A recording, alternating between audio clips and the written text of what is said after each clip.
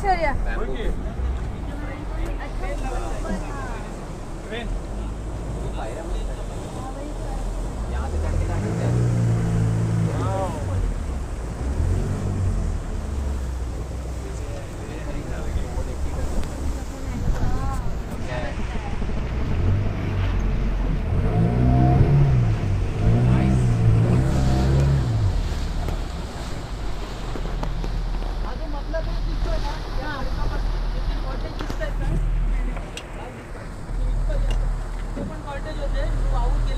हो का?